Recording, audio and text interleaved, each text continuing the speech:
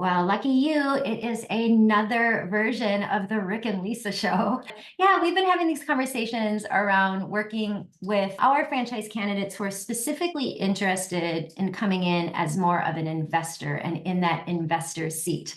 I am here with my esteemed colleague, Rick McCullough, and we are going to continue the conversation around FDDs. Rick, anything to say as we get started here? No, just to say that, like Lisa said, this is kind of a series. So in the past, we've talked about my background being primarily financial, but then I also own a franchise.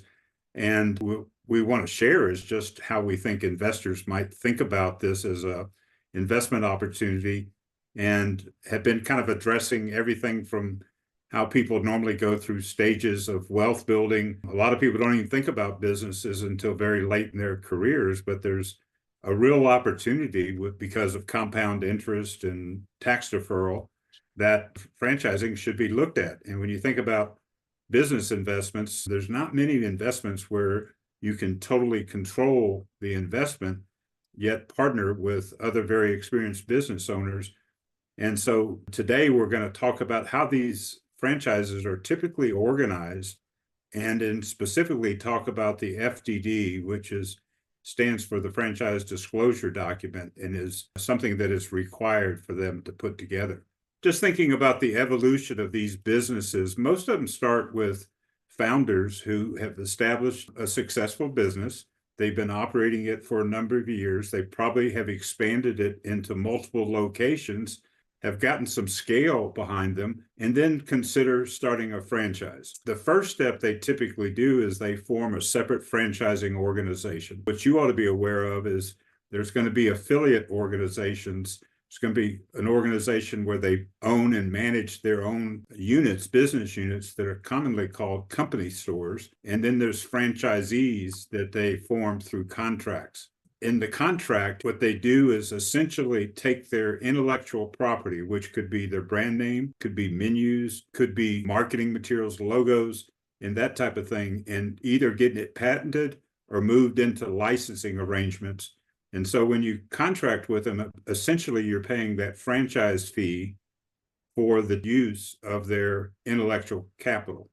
They typically form the franchising units as separate LLCs. They hire a team of people to help service the arrangements with the franchisees, to assist the franchisees in their business. Could be everything from marketing to training to, new products. When you contract with them, one of the real benefits is the executive team, the experienced owners, are actually operating business units just like the ones that you're looking at. It's like partnering with somebody that's already done this successfully, and it takes a lot of the kind of initial questions that you would have in any kind of startup business, and providing a kind of a track record and really a execution plan for how to set up that business.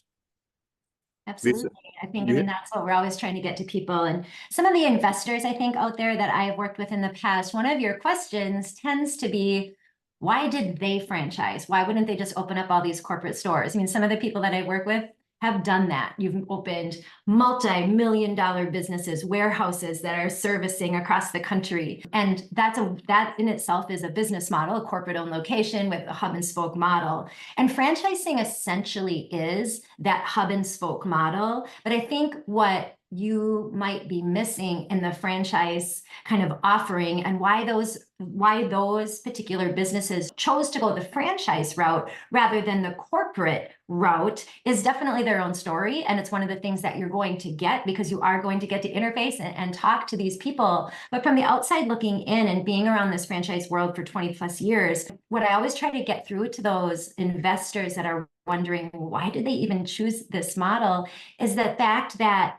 they are growing probably faster than they could have at a corporate store hub and spoke system. They can implement these systems and processes 10, 15, 50, 100-fold at one time. And even more importantly than just having those systems and processes in place, they're doing it with owners who are generally financially even we'll say heartfelt ways, they want to grow that system too, even if it is a business. And I know as an investor, you don't tend to lead with your heart, you lead with your pocketbook, and you make sure that all of that monetarily makes sense. But if you look at it from the franchisor perspective, you have now a vested financial stake in growing your company better than any regional manager ever would, ever. And so truly the brand is going to rise faster. It's probably going to have a better reputation. It's truly going to be easier to manage. And for some of those franchisors, sharing and spreading out that dream of business ownership is also their way of giving back, believe it or not, into the business world. They've been successful with something that they've created, and they want that word to spread. And I know that can be a little touchy-feely, cheesy. I'm from Wisconsin. But when you get to know these franchisors, even the big ones, guys, I mean, I have sat down and broke bread with franchisors that own hundreds of, they don't own the locations, but they have hundreds of franchisees. And I think, Rick, that's the biggest thing to get across, is that from an investor model, it's a wonderful partnership agreement. You are the controlling partner in your market. You're sharing a little piece of the revenue with truly a minority partner in the system, that they came up with the idea. Your territory is the boots on the ground. You don't have to have the boots on the ground as the investor. You can put your executive team into place and leverage your skills and scalability, but you're going to do that with the backbone of a proven systematized model. You're going to be able to do it faster. Sorry, that was a long-winded answer. But... No, that was outstanding. I guess what I'd like to add is I previously was a corporate executive in a public reporting company. And so I had stakeholders and investors, but here in the franchise model, as Lisa was explaining, not only do you have control in your local markets of a territory and a proven track record, but your interests are actually financially aligned. There's a direct relationship with your business success and their business success. That's unlike anything that you can get from investing in the stocks and bonds, much better returns. And so there's a number of reasons why this makes sense for the investor. Let's look at the next slide. What we're going to introduce now is what's called the franchise disclosure document. We're not attorneys, and so we're not going to cover the legal aspects. I'm, again, approaching things mostly from a financial point of view and just trying to alert you to some of the things that you should be aware of when you review this document.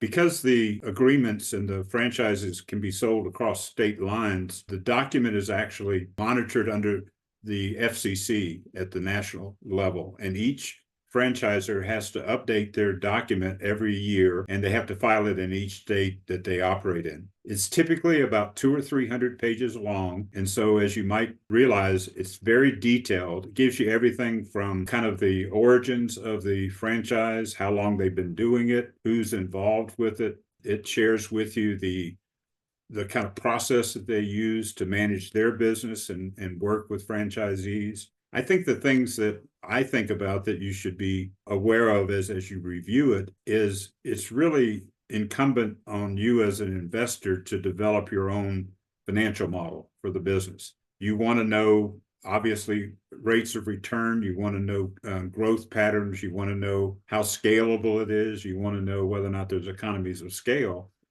And the FDD does contain helpful information about the financial results of other owners, other franchisees. One of the things that you'll find very helpful in there is tables that they will disclose certain results. And we want to talk a little bit about those to make you familiar with those.